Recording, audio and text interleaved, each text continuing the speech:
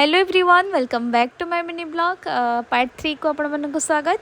मु पळे आसली तारतारिणी मंदिर रु आमे जाउथलो एबे गोपालपुर सी बीच। आ गोपालपुर सी बीच एटा मु फर्स्ट टाइम पे जाउछी। आ मु तो जाई नथिली जेहेतु ए पाखा पाखी थिला तो आमे कहलु नै गोपालपुर सी बीच भी देखि आसीबा। तो ता भितरे आमे एंट्री भी कर सारू पाखापाखि हो सारी। बहुत सुंदर लगुता है जगह जेहेतु गच दी सैड्रे बहुत बहुत भल सुंदर गच थाए ना गच काटना बहुत भल लगुता है।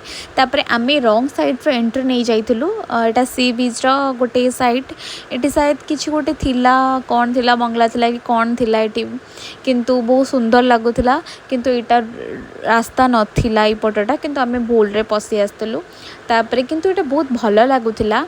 देखो आपण मैंने आपण मन भी बहुत भल लगे समुद्र भी ये देखा जाऊला किंतु एपटे बाट ही नाला जावाई आउ ना आम निहाती ये जाई था कहीं यहाँ बहुत सुंदर लगता। पुणी थे आउ थे बुलिक आसिलु यहाँ ही मेन एंट्री कौन मेन साइड थिला जोटे गाड़ी रखी आम सेपट को जापर से गोटे पछपटे गेट थिला शायद तापर सेठू एठी आम पैकिंग कलु गाड़ी तापर जाइलु देखिलु समुद्र में किसी बास फोटो फोटो उठेली तापरे एठी हमें खाइलु गोटे होटेल रे आपण मानू कौन कह उपास पूरा थी आज खाइलु से एक्चुअली भेज खाइलु भेज रे मत नॉन भेज एमती किसी ये कर देते मत खाइबा को भी भल लगिलानी मु खाई भी नथिला आज दिन मान आपण मानू कौन कह से वीडियो क्लिप भी मुझे पारि नथिली नबा को भूली जाइली तो मुझे आपण मानू जणै दउची।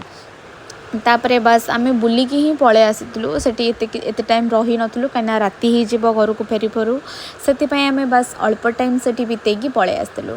आपण मानक जदि वीडियो भल लगी पार्ट 1 आपण मैंने देखी आछन पार्ट 3 ताई ताले आपण वीडियो को लाइक करेंगे शेयर कर सब्सक्राइब करेंगे आउ आपण मैंने वीडियो देखुं लाइक करना लाइक करूँ आउ सपोर्ट करूँ देखा नेक्स्ट वीडियो रे बाय बाय।